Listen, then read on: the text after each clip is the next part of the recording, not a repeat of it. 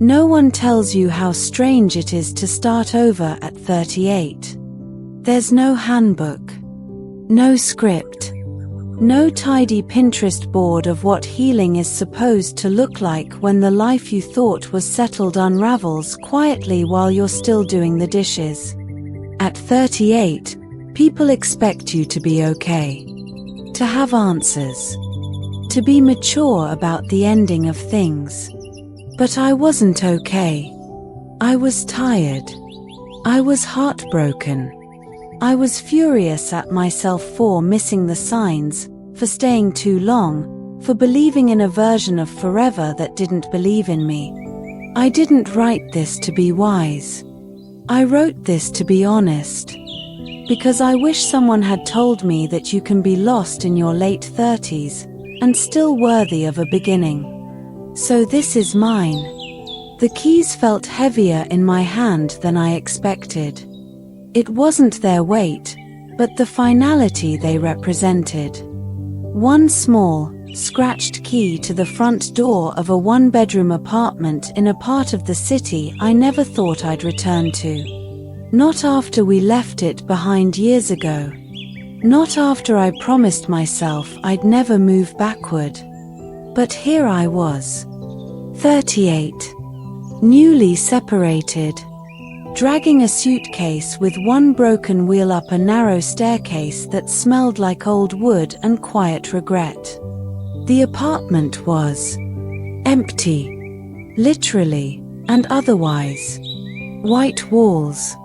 Hardwood floors that creaked with every step. A window facing nothing in particular. No furniture yet. Just me, a duffel bag, a kettle I almost forgot to pack, and a box labeled essentials that now felt laughably optimistic. I stood in the center of the room and realized, this was it. Not the next chapter. Not a new adventure. Just the raw, echoing silence of a life that had been stripped back to page 1. That night, I didn't unpack. I sat on the floor, eating cold noodles from a plastic container and scrolling through Instagram because pain needs a witness, even if it's just in the form of curated happiness from people who still had their shit together. Engagements. Promotions. New homes. Babies. Beach vacations. All of it shouting, look at my life. Look how much I am not you. I wanted to throw my phone. Instead, I muted everyone. Even the people I loved. Especially the people I loved. Because their joy felt like betrayal. Or maybe just a reminder that mine had expired. Around midnight, I took a photo of the room. It was dark, blurry. Nothing poetic. Just an empty space. I didn't post it, but I stared at it. Somehow, it felt more honest than anything else I'd seen all day. This was real. This was mine. And for the first time in a long time, no one else could claim it. I didn't cry that night. Not because I wasn't sad, but because there's a kind of numbness that comes before grief. Like your body knows the storm is coming and is saving its tears. Instead, I lay down on the bare floor, my jacket as a pillow, and whispered something into the dark. Please let this mean something someday. They don't tell you that starting over doesn't feel like a clean slate. It feels like erasing pencil marks off pages already crumpled and torn. It's messy. It's not inspiring. At least not at first. No one tells you how lonely the logistics are. How calling the internet provider and explaining that yes, it's just one person now, and no, you don't need the family plan anymore, feels like swallowing a pill that won't go down. No one tells you how strange it feels to write your name just your Nami on the mailbox. No Mr.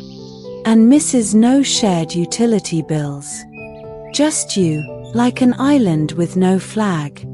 And they certainly don't tell you how heavy a frying pan feels when you're holding it for one. I spent my first Saturday morning in the new apartment sitting on the floor, surrounded by half-unpacked boxes, trying to decide which version of my life to resurrect first.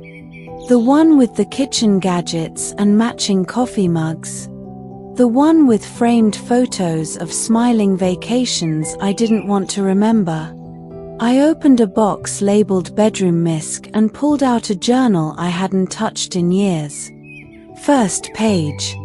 July 2017. I'm 30. I think I've finally figured it all out. I laughed. Out loud. The kind of laugh that ends in a sigh. There's something uniquely cruel about reading your old optimism with your current disappointment sitting beside you.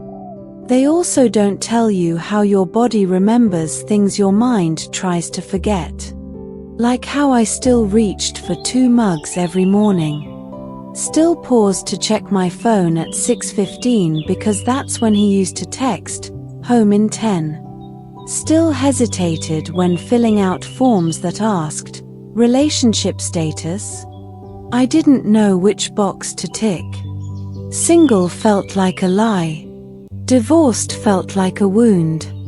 And prefer not to say felt like hiding from my own story. People say the right things. You're strong. You'll land on your feet. This could be the best thing that ever happened to you. They mean well. But they don't stay on the phone long enough to hear what happens after you hang up. They don't sit with you while you stare at your closet and realize half the clothes you own were chosen to match a life you no longer live. They don't hear the silence that follows your laugh at dinner alone, when you remember that you used to share this recipe, this story, this moment with someone who no longer fits into your future. I started making a list in my notebook that day. Not of goals. Not of ways to bounce back. Just truths. What they don't tell you about starting over. It's not one moment. It's 1,000 tiny ones. Grief has no GPS. It loops, it stutters, it hides in teaspoons and playlists. You will miss things you didn't even like. You will crave routine while resenting it. You'll feel like both a stranger and a survivor. And you won't recognize yourself until one day, you will. That night, I lit a candle for no reason except that I needed light to feel like it came from me. I made toast for dinner. Drank tea from the chipped mug I almost threw away. Sat in the center of the floor like I was anchoring something. Anything. And I wrote one more thing in my notebook, before I slept. I don't know where I'm going yet. But I know this isn't the end. There's a kind of silence that only exists at 3:17 a.m. Not the peaceful kind. Not the kind you get after a long, fulfilling day. But the sharp, ringing kind. The kind that hums in your ears like a warning. The kind that makes shadows on the ceiling feel like judgment. That's when the questions come. Not gently. Not with grace. But like a courtroom cross-examination inside your chest. Was it really that bad? Did I give up too early? What if I'm the problem? What if this is as good as it gets and I just walked away from it? I lay there in the dark, staring at the ceiling that didn't know my name, in a room that still smelled like fresh paint and new beginnings I didn't ask for. I pulled the blanket higher not for warmth, but for comfort. As if I could hide from thoughts that lived inside me. They always came at this hour. Because this hour belongs to the parts of us we try to outrun in daylight. There's a certain grief in realizing that no one is coming to save you. No text will arrive. No apology will be delivered. No moment will rewind. All you have is you. And you don't even trust yourself anymore. I got up and walked barefoot to the kitchen. The floor was cold, the kind that reminds you you're alive even when you wish you could sleep through the next 3 months. I made tea not because I needed it, but because I didn't know what else to do. As I waited for the water to boil, I asked myself aloud, who am I, now that no one is watching? That one landed hard. So much of my life had been shaped by mirrors. His eyes. My parents' pride. My boss's approval. Social media likes. Dinner parties. Compliments. Calendars. Now there was just me. No reflection. No audience. No performance. Just me and the question I wasn't ready to answer. I sat at the small kitchen table and opened my notebook. Not to write something beautiful. Just to survive the night. Things I'm afraid to say out loud. I miss being chosen. I don't know if I know how to love without disappearing. Maybe I stayed because I was afraid no one else would want me. Maybe he stayed for the same reason. I want someone to hold me, but I don't want to be seen. I'm tired of being the strong one. I don't trust my own choices. I miss the version of me that used to believe in magic. At 4:12 a.m., the sky began to lighten slightly. Just enough to blur the edges of the questions. Not enough to answer them. But enough to remind me they won't last forever. I crawled back into bed. The tea had gone cold. My hands were warm. And just before falling asleep, I whispered the only truth I had in that moment. I don't have to figure it all out tonight. There's something strange about cardboard boxes. They're meant to be temporary. They hold the in-between. They carry both the past and the possibility of a future. Mine had been sitting in the corner of the apartment for a week, now silent witnesses to my avoidance. I told myself I was too tired to unpack. That I was waiting for the right time. But the truth? I wasn't ready to remember. Saturday morning. The sun poured in through the narrow kitchen window in a way that almost felt like permission. I pulled my hair into a loose bun, brewed coffee I knew I wouldn't finish, and sat in front of the first box labeled Bedroom Personal. It felt like opening a time capsule buried by someone I used to be. The first thing I pulled out was a scarf. Soft grey, hand-knitted. I remembered wearing it the day we signed the mortgage papers. I'd thought, this is the beginning of forever. Now it just smelled faintly like a drawer I no longer owned. Next, a stack of cards: anniversary, birthdays, random notes. I love how you make space for me. You're the safest place I've ever known. I read them like letters from a ghost. What do you do with proof that love once existed, but no longer fits? I placed them gently in a drawer. Not ready to throw them away. Not ready to keep them close. Then came a photo album I hadn't touched in years. I flipped through carefully, like each page might bite. There we were, on a beach in Bali, sunburned and stupidly happy. There we were, painting the living room, blue smudges on our cheeks. There we were, holding hands at someone else's wedding.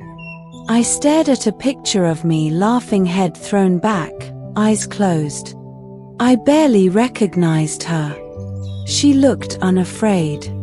I closed the album and sat back, breathing through the ache in my chest. It wasn't just memories I was unpacking. It was the version of me who believed she knew how the story would end. And that's the hardest part about starting over.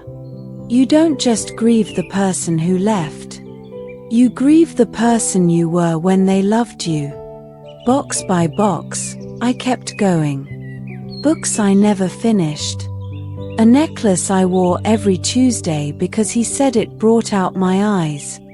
A ceramic mug from our honeymoon in Kyoto, cracked at the rim. Everything had a story. Everything demanded to be felt. And in some way, each object asked me, "Are you still her?" By sunset, my apartment was half full and half haunted.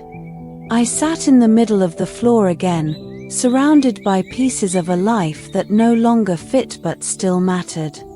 And for the first time, I didn't feel ashamed of the mess. I felt human. Because unpacking isn't just about organizing things. It's about letting the past breathe long enough to say goodbye. Before bed, I opened one last box. Inside was a journal I'd been too afraid to touch since the split. I turned to a blank page, picked up a pen that once lived in his drawer, and I wrote. Today I made space for both the pain and the progress. Neither shouted. Both stayed. It took me 6 days to leave the apartment for something that wasn't essential. Not groceries. Not errands. Just coffee. It wasn't a grand decision. It came somewhere between the third time I rewatched an old sitcom and the realization that I hadn't spoken to anyone out loud in over 48 hours. I needed air. I needed people. I needed a table that wasn't covered in half-open boxes and emotional landmines. So I got dressed. Real clothes. Not the sweatshirt I'd worn to sleep for 2 nights in a row.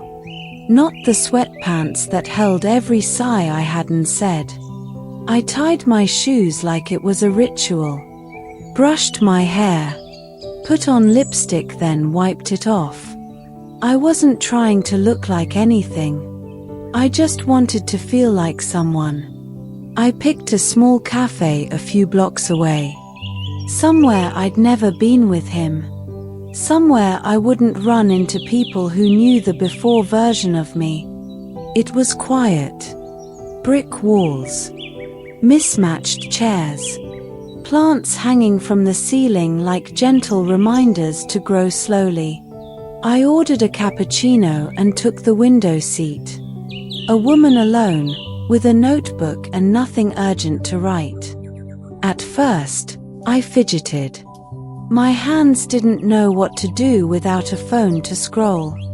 My eyes didn't know where to land without a person to focus on.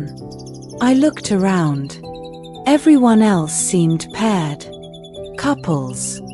Friends. Laptops and lovers. I felt like a comma in a sentence full of periods. But then the coffee arrived. Foam thick, cup warm in my hands. And something in me exhaled. Not relief.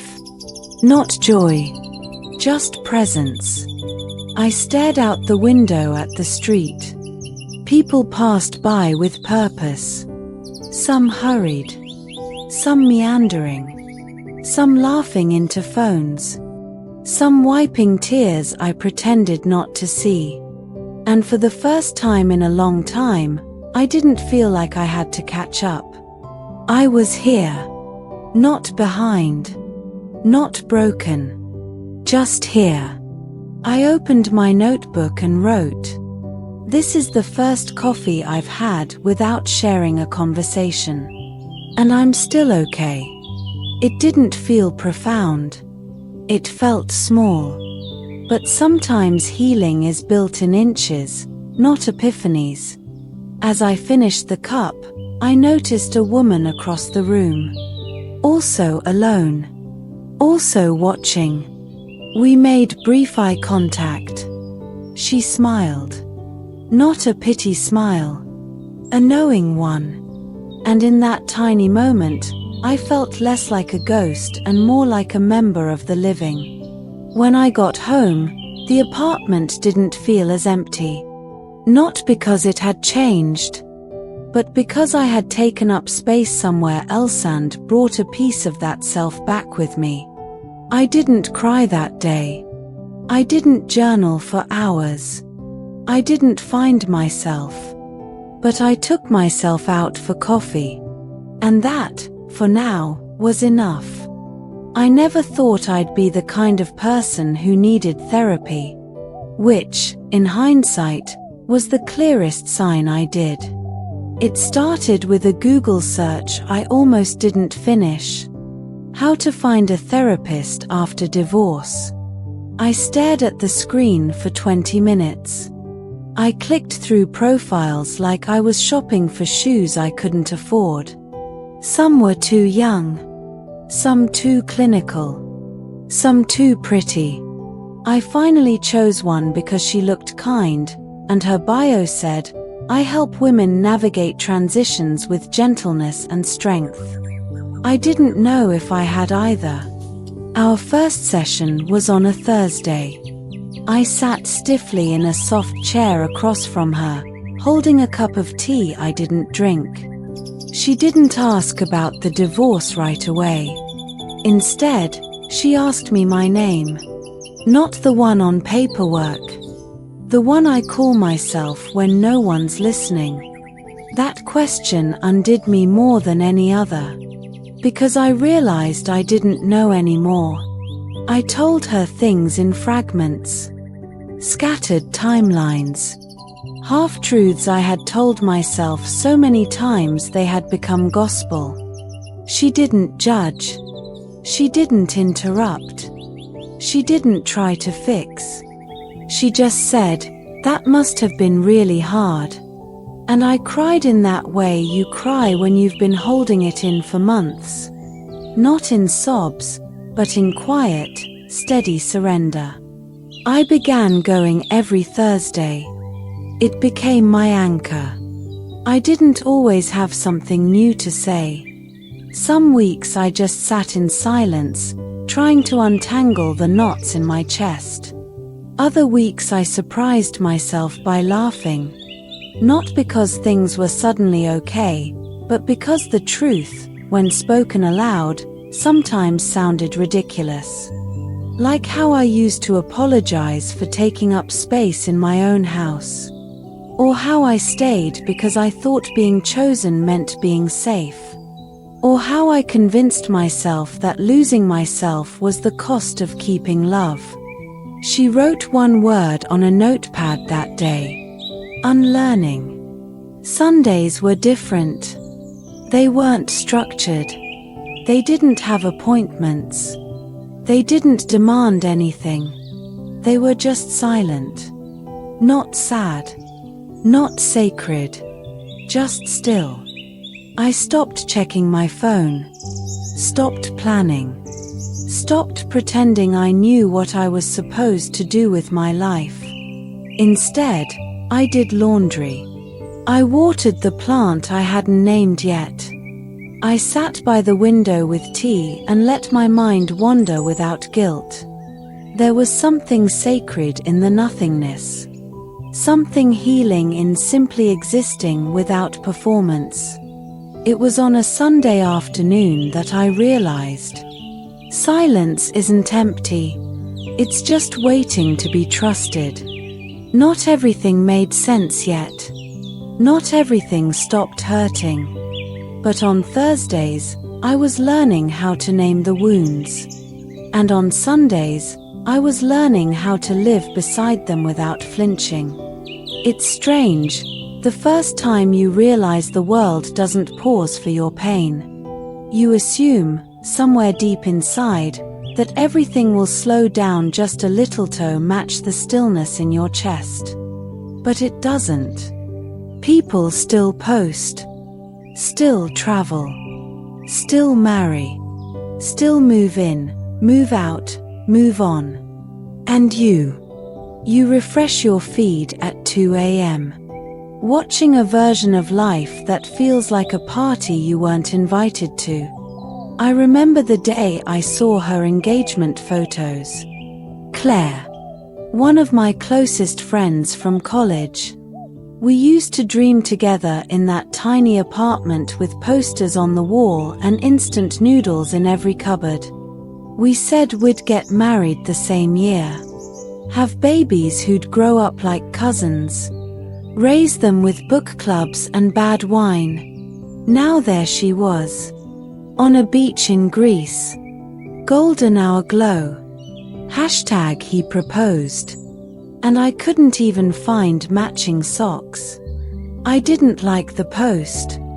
Not because I wasn't happy for her, but because I didn't know how to be happy for anyone when I couldn't even recognize myself. It wasn't jealousy.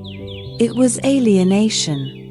Like everyone was speaking a language I used to know, but had forgotten. Then came the wedding invitations, the baby announcements, the new job updates. And I replied congratulations, with exclamation points that felt like lies. Behind every smile was a question I didn't dare ask aloud. What's wrong with me? Why is everyone moving forward, and I'm still trying to breathe? The hardest part wasn't the posts. It was the silence. People stopped checking in. Not out of cruelty. Just life.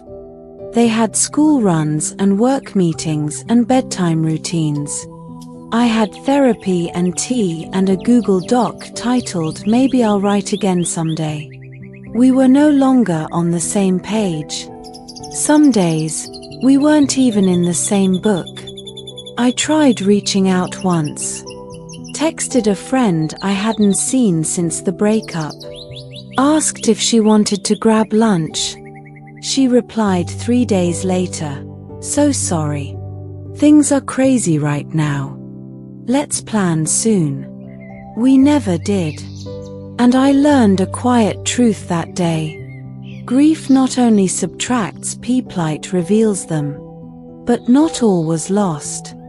One night, while scrolling through photos of people I no longer recognized, I stumbled on an old message thread. Isabel, an old coworker I barely knew. I don't know why, but I sent her a message. "Hey, this is random, but I've been thinking about you lately. Hope you're well." She replied within minutes. "That's so weird. I was just thinking about you too." We ended up talking for an hour. Not about careers. Not about goals. Just life. The messy, unfiltered kind. And for the first time in weeks, I didn't feel behind. I felt human. The world didn't stop. But maybe I didn't need it to. Maybe I just needed a few people who remembered how to wait with me. I found the photo by accident, tucked between two old journals in a box I almost didn't open. It was meeting years ago. Wide-eyed, sun-kissed, standing barefoot on the balcony of our first apartment, coffee in one hand, a book in the other, wearing that ridiculous oversized cardigan I never admitted I loved. I looked so certain. Like the world hadn't disappointed me yet. Like love was still a thing you could protect by believing in it hard enough. I stared at that version of me for a long time. Then I picked up my pen. "Dear 28-year-old me, you're probably drinking vanilla lattes and making lists right now, career goals, wedding plans, baby names no one asked for yet. You love lists. You think they'll keep you safe. You think if you plan well enough, work hard enough, love deep enough, you'll get to skip the pain. I'm sorry to tell you. That's not how it works. You're going to fall in love, really fall. You'll build a life that looks beautiful from the outside. Photos. Traditions. Laughter in the kitchen. Sunday grocery runs. But slowly, quietly, pieces will start to loosen. Not because you weren't enough. Not because he was cruel. But because sometimes people grow in opposite directions, and no one teaches you how to notice it gently. You'll stay longer than you should. Because you were taught that quitting means failure. Because you believed that love meant endurance. And when you finally leave, it will not feel brave. It will feel like drowning. But here's what I want you to know. You will survive. Barely, at first. Then slowly. Then suddenly. You'll remember how to cook for one. You'll take walks without crying. You'll laugh at a movie and realize you didn't fake it. You'll learn how to be alone, not lonely, just alone, and it will become your superpower. You'll lose people. Some gently. Some violently. Some without warning. It will hurt every time. But you'll also meet women who show up when you least expect it. You'll sit in cafes and talk about everything and nothing. And those conversations will stitch you back together. One day, you'll look in the mirror and not recognize your own softness. It will terrify you. Then it will save you. Because strength was never about never falling apart. It was about loving yourself in the mess. I'm writing this not because I think you need to be warned, but because I think you deserve to be held. So if you ever doubt who you are, who you'll become, come find me. I'm here. Still standing. Still becoming. Still believing in you. Love. Me, at 38. I folded the letter and placed it in the journal where I'd found the photo. I didn't cry, but I felt something loosen in my chest, like forgiveness. Not just for him, but for me. Healing didn't come in a wave. It came in crumbs, scattered across mornings when I remembered to drink water before coffee. In the quiet pride of finally washing the dishes the same day I used them. In the way my plant, whose name was now Milo, began to lean toward the light again. There were no fireworks. No triumphant soundtrack. No before and after montage. Just small, almost invisible victories. I made my bed 3 days in a row. Did laundry before running out of clean underwear. Replied to emails without guilt. Little things. Things no one would clap for. But I noticed. And that was enough. Soft mornings became my favorite time of day. Not because they were easy, but because they were honest. I stopped waking up with a list of ways to fix myself. Instead, I asked, what do I need today? Not to achieve. Not to impress. Just to feel okay. Some days, the answer was movement. A slow stretch. A walk around the block. Other days, it was rest. Tea in bed. A book I'd read before. A long exhale. I started eating breakfast again. Not just cereal from the box, but real breakfast. Eggs with herbs.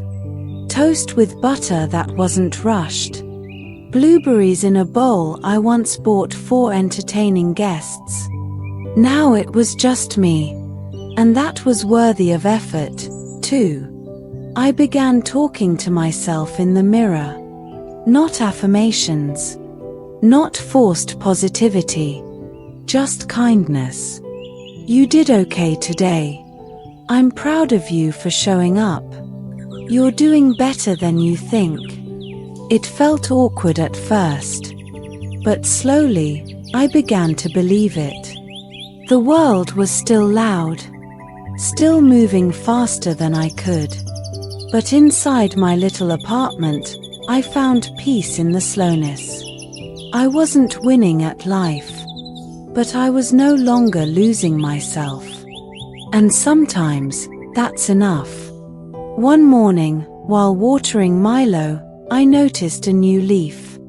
Tiny, bright, tender. It had unfurled overnight, reaching quietly toward the light, no fanfare, just instinct. And I smiled, because I knew something in me was growing too. I didn't plan for it to happen that day. I wasn't in the middle of a breakthrough. I hadn't finished a book on self-worth. No one had just told me I was beautiful. I was just brushing my teeth. And when I looked up, really looked up, I saw her. The woman in the mirror. For months, I had avoided mirrors. Not because I hated what I saw, but because I didn't know who I was looking at. The grief had blurred me. The endings had undone my shape. But that morning, there she was. Still tired, yes.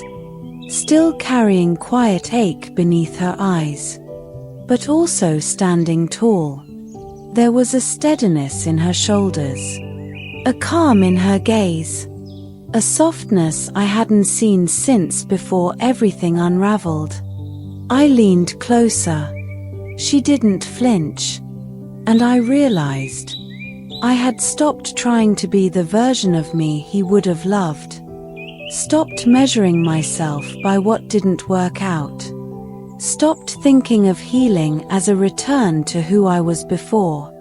This woman. The one holding the toothbrush. Wearing mismatched socks. Thinking about buying a blender and maybe going on a date someday. She was not broken. She was becoming. I thought healing would feel like fireworks. But it felt like breath. Like standing still without collapsing. Like holding your own gaze and not looking away. I whispered something to her that day. Something I hadn't said in years. I'm proud of you. Not for achieving. Not for proving anything. Just for staying. For waking up when it hurt. For laughing when it felt undeserved. For making toast. For folding laundry. For asking for help.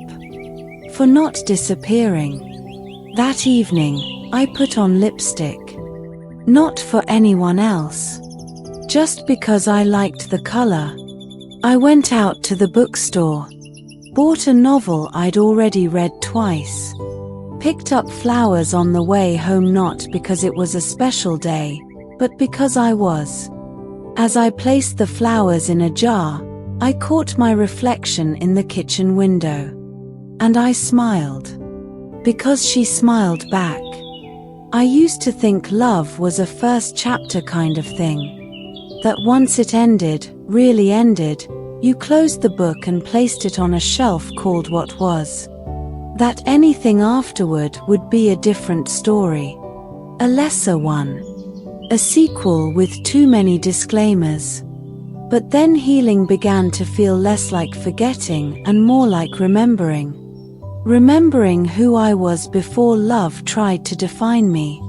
And who I still could be without it.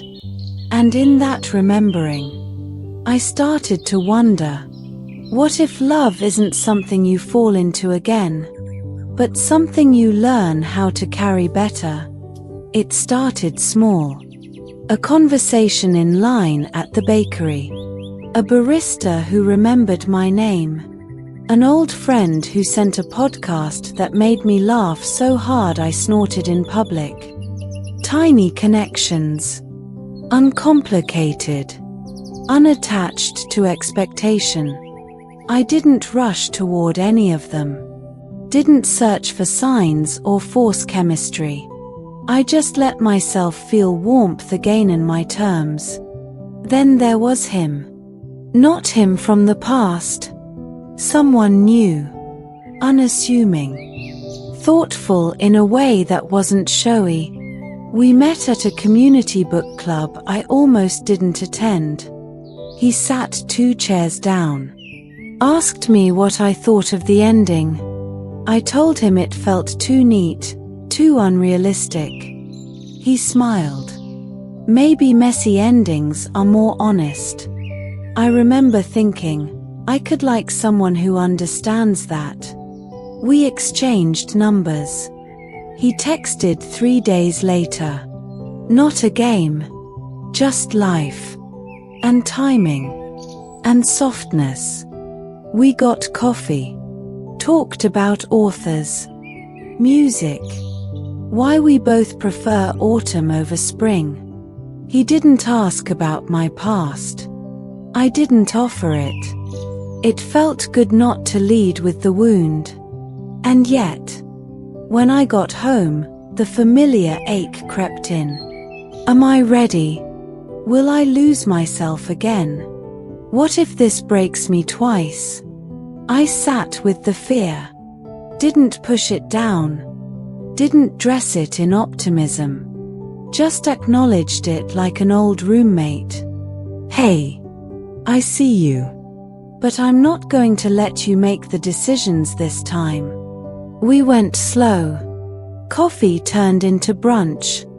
Brunch turned into late walks and deep questions. There was no spark flying through the sky. Just a steady flame that didn't burn. It warmed. One night, as we walked back from dinner, he reached for my hand. Not like a claim. Not like a rescue. Just like a question. And for the first time in years, I didn't flinch at the answer. I said yes with my fingers before my words. Love, it turns out, doesn't always arrive in grand gestures or second chances.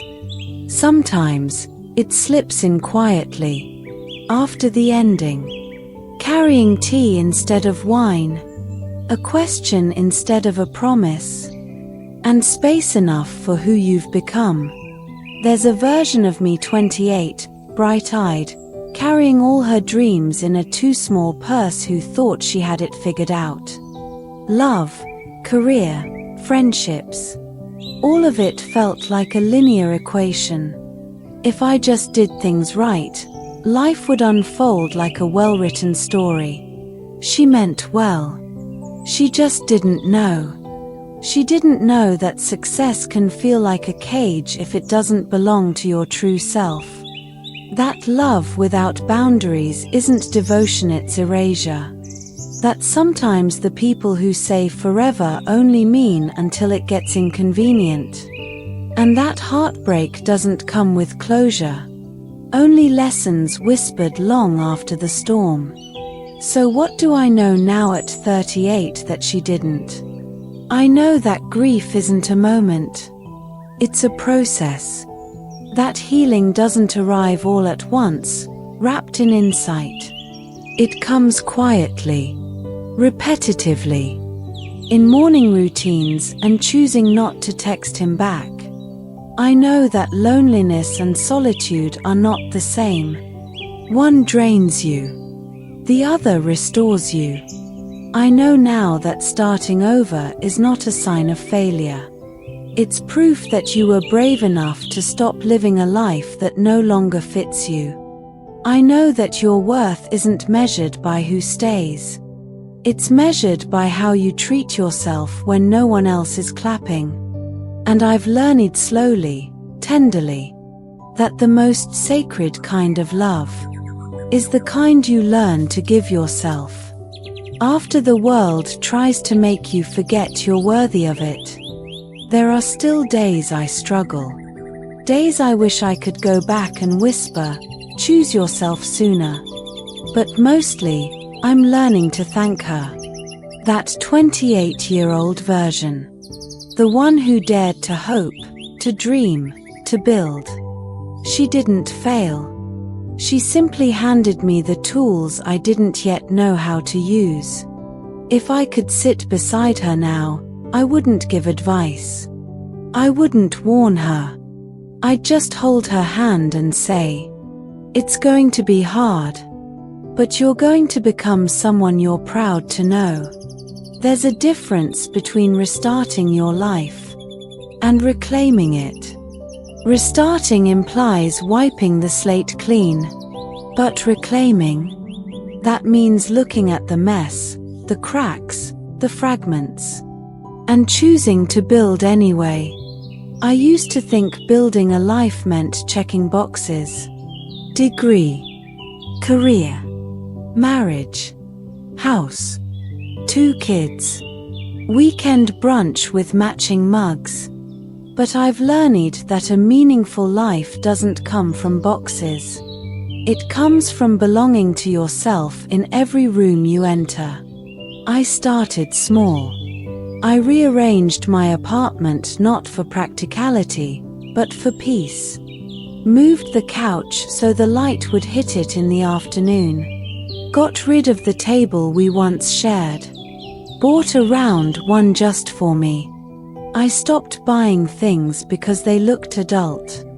Started choosing colors I actually loved. Mint green, dusty pink, deep navy. Every object became a declaration. I live here.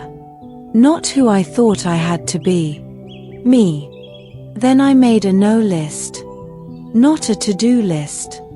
A not to-do list. I will not say yes when I mean no.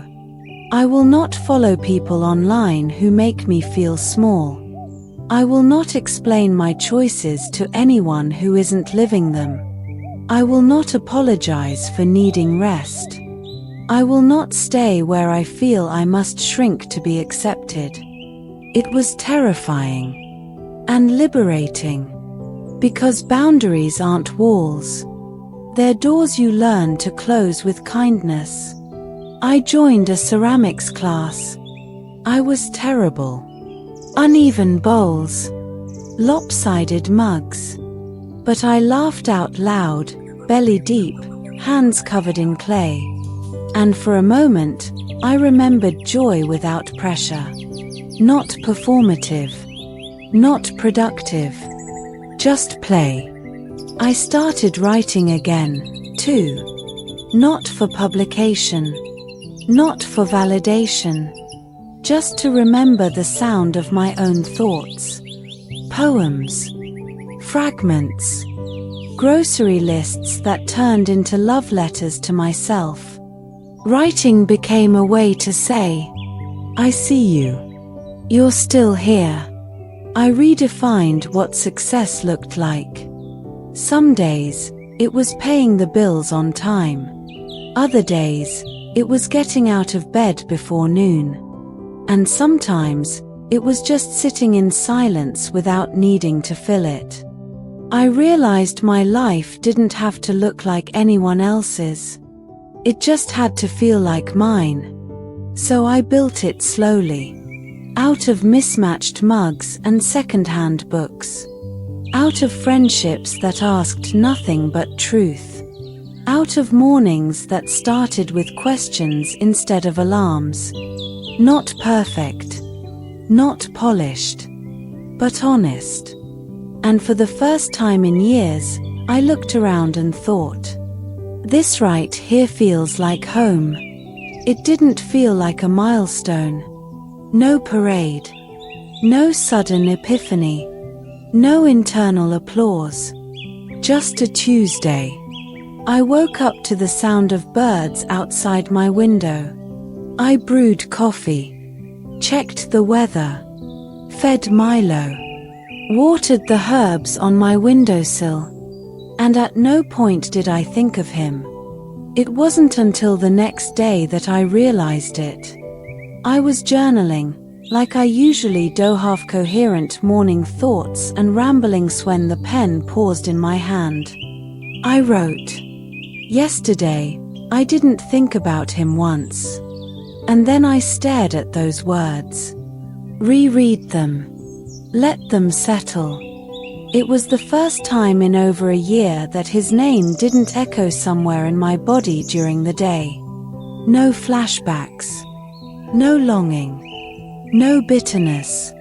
No rewriting of old conversations in my head. Just me. Living. Unbothered. Whole. I used to measure time in distance from us. 3 months since the fight. 7 weeks since I moved out. Exactly 1 year since he said nothing at all and walked away. But yesterday, I didn't measure anything. Because healing doesn't announce itself. It arrives softly. Like a sigh you didn't know you were holding. Like silence where there used to be noise. I spent that day working on a small art project. I baked banana bread. I called my cousin. I laughed at a meme that made no sense. I wore a new lipstick shade that made me feel like a woman in a French film. And he wasn't there. Not in the background. Not in the shadows. He simply wasn't. There was no guilt. No fear that forgetting meant betrayal. No urge to resurrect him just to prove I still cared. Because I didn't need to care anymore. Not in that way. Not with that weight. That night, I lit a candle. Not for ritual. Not for symbolism. Just because I liked the scent. I curled into bed with a book and fell asleep before finishing the first chapter. And in that stillness, I realized. This is peace. Not perfection. Not finality. Just the absence of ache. For most of my adult life, I chased love like it was a destination. I thought if I could just find the right person, everything else would fall into place. My anxiety would calm. My insecurities would vanish. I'd feel like enough. I didn't realize I was building my sense of worth in someone else's hands and calling it intimacy. But now, I wake up and ask myself, how can I love you today? And I don't mean in the fluffy, self-care checklist kind of way. Not just bath bombs and journaling prompts. I mean, how can I be present for myself the way I used to be present for others? I used to bend myself into shapes I thought would make me easier to stay with. I called it compromise. But really, it was abandonment. Of my needs. My voice. My joy. Now, I take myself on walks. I buy flowers without needing a reason. I celebrate quiet victories like not overthinking a text or resting without guilt. I became my own listener. I sit with myself in silence. Not rushing to distract. Not rushing to fix. Just being. Some mornings I still feel heavy. But I hold space for that heaviness. The way I wish someone once did for me. That, I've realized, is love. Love is asking, what hurts? And not being afraid of the answer. It's holding your own hand when no one else shows up.